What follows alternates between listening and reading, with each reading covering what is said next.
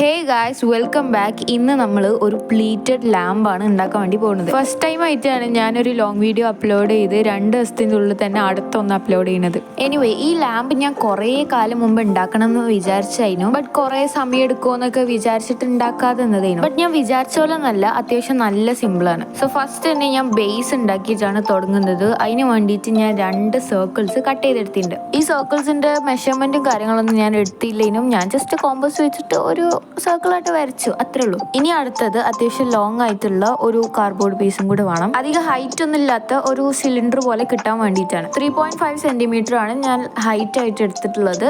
പിന്നെ ഇതിന്റെ ലെങ്ത് നിങ്ങൾ സർക്കിളിനനുസരിച്ചുള്ള രീതിക്ക് കട്ട് ചെയ്യാം. ഇനി ഈ സാധനം ഇങ്ങനെ റൗണ്ട് ചെയ്തെടുക്കാനുള്ളതാണല്ലോ, അപ്പോൾ കുറച്ച് ഫ്ലെക്സിബിൾ ആവാൻ വേണ്ടിയിട്ട് ഞാൻ അതിന്റെ മുകളിലത്തെ ആ ഒരു സാധനം ഇങ്ങനെ മാറ്റി കൊടുക്കുന്നുണ്ട്. അപ്പോൾ ഈ ഒരു സംഭവം ഉണ്ടാവുമല്ലോ, അപ്പോൾ കുറച്ചുകൂടെ ഒരു നല്ല സുഖം ഉണ്ടാവും അതിങ്ങനെ റൗണ്ട് ചെയ്തെടുക്കാൻ വേണ്ടിയിട്ട്. ഇനി അടുത്തത് ഇതിന് കുറച്ച് ലോങ് ആയിട്ടുള്ള ഒരു ട്യൂബ് വേണം. ഇനി അതിന് ഇങ്ങനെ തന്നെ അല്ലേ പറയാമെന്നൊന്നും എനിക്കറിയില്ല, ഞാനിതിനങ്ങനെയൊക്കെയാണ് പറയല്. അത് ശരിക്കും നമ്മൾ ബുക്കൊക്കെ റാപ്പ് ചെയ്യുന്ന സമയത്ത് അതിൻ്റെ ലാസ്റ്റ് വരുന്നൊരു ട്യൂബാണ് ഞാൻ എടുത്ത് വെച്ചതിനും. ഇനി അതിൽ ഒരു കാർഡ്ബോർഡിൻ്റെ സെൻറ്റർ പൊസിഷനിൽ ഈ സാധനം വെച്ചിട്ട് അതൊന്ന് ഇങ്ങനെ വരച്ചെടുത്തിട്ട് അതിങ്ങനെ കട്ട് ചെയ്തെടുക്കണം.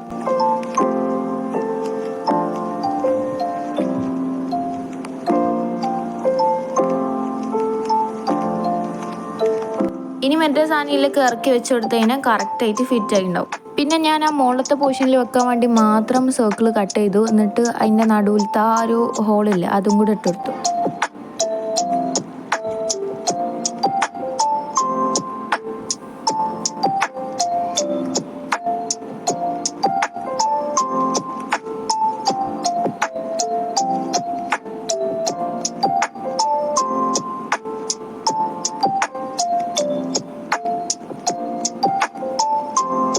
സോ ആ കട്ട് ചെയ്ത ബ്രൗൺ പേപ്പർ ഇതിൽ ഒട്ടിച്ചെടുക്കുകയാണ് ചെയ്തത്. ഇനി ഈ 3 സാധനം കൂടെ ഒരുമിച്ച് ഒരു സിലിണ്ടർ പോലുള്ളൊരു ഷേപ്പിലാക്കി എടുക്കണം. ഗ്ലൂ ഗൺ യൂസ് ചെയ്തിട്ടാണ് ഞാൻ ഇതേപോലെ ആക്കിയെടുത്തത്.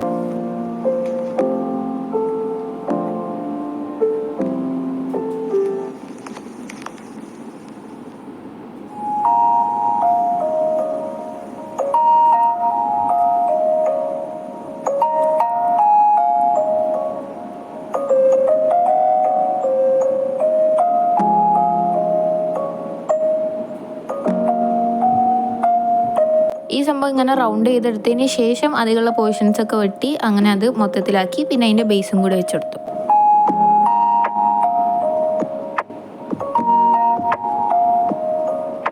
അപ്പോൾ ഇതേപോലെയുള്ള ഒരു സിലിണ്ടറൊക്കെ പോലെയുള്ള ഒരു സംഭവം കിട്ടും. ഇനി മറ്റേ സാധനമല്ലേ, അത് ഇതിൻ്റെ ഉള്ളിലേക്ക് കുറച്ച് ഗ്ലൂ ആക്കിയിട്ട് വെച്ചെടുക്കാം.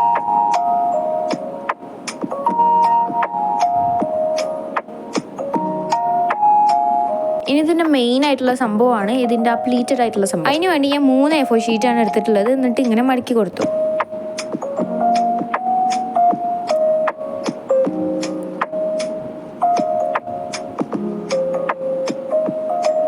ഇനി ആ 3 എണ്ണം കൂടെ ഒരുമിച്ച് വെച്ച് സ്റ്റിക്ക് ചെയ്ത് കൊടുക്കുക. എന്നിട്ട് അതിന് ഹോൾസ് ഇട്ട് കൊടുക്കുകയാണ് വേണ്ടത്.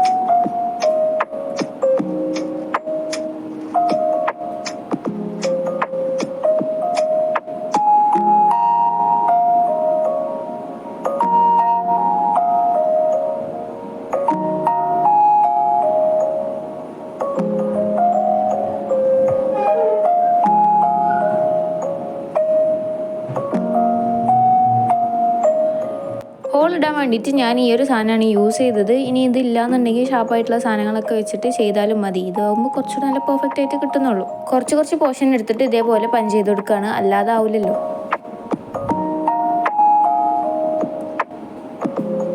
ഇനി ഇതിങ്ങനെ റൗണ്ടായിട്ട് നിൽക്കാൻ വേണ്ടിയിട്ട് ഞാനൊരു കമ്പി എടുത്തിട്ടുണ്ട്. ഇത് കുറച്ച് കട്ടുള്ള കമ്പിയാണ്. നമ്മൾ നോർമലി ക്രാഫ്റ്റ് വയർ ഇല്ലേ, അതിനെക്കാട്ടി കുറച്ചുകൂടി കട്ടിയുള്ളതാണ്. ഇനി ക്രാഫ്റ്റ് വയർ എടുക്കുകയാണെന്നുണ്ടെങ്കിൽ അത് മടക്കി കൊടുത്തിട്ട് കുറച്ച് കട്ടിയുള്ളതാണ്. ഞാനിപ്പോൾ ഇതന്നെ കുറച്ചൊന്ന് കട്ടിയാക്കിയിട്ടുണ്ട്. എന്നിട്ട് ഇതേപോലെ ഒരു സംഭവം വെച്ചിട്ട് അതിങ്ങനെ റൗണ്ട് ചെയ്തെടുക്കുകയാണ് ചെയ്തത്. പിന്നെ ആ ഹോൾസിൻ്റെ ഉള്ളിൽ കൂടി ഈ സാധനം ഇങ്ങനെ ഇട്ടെടുത്താൽ മതി.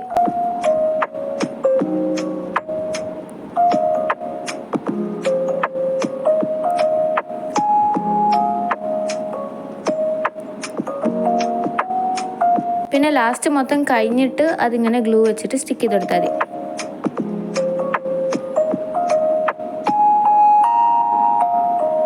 ഇനി ഓൾമോസ്റ്റ് എല്ലാം സെറ്റായി. ഇനി ഈ സാധനം വെച്ച് കൊടുക്കുന്ന സമയത്ത് ഇങ്ങനെ വിടർന്ന് നിൽക്കാൻ വേണ്ടിയിട്ടുള്ള കുറച്ച് പരിപാടികളാണ്. ആദ്യം തന്നെ ഞാനൊരു സർക്കിൾ കട്ട് ചെയ്തു, എന്നിട്ട് അതിൻ്റെ മുകളിൽ ഇതിങ്ങനെ വെച്ചു കൊടുത്തു. പിന്നെ ഞാൻ അതിൻ്റെ സൈഡിൽ കുറച്ച് സ്ട്രോ വെച്ച് കൊടുത്തിട്ടുണ്ടായിരുന്നു. പക്ഷെ അത് നല്ലോണം നിൽക്കാത്തതുകൊണ്ട് തന്നെ ഞാൻ അതിൻ്റെ അടിയിൽ കുറച്ചൊന്ന് മടക്കി കൊടുത്തിട്ട് വെച്ചപ്പോൾ നല്ല റെഡിയായി.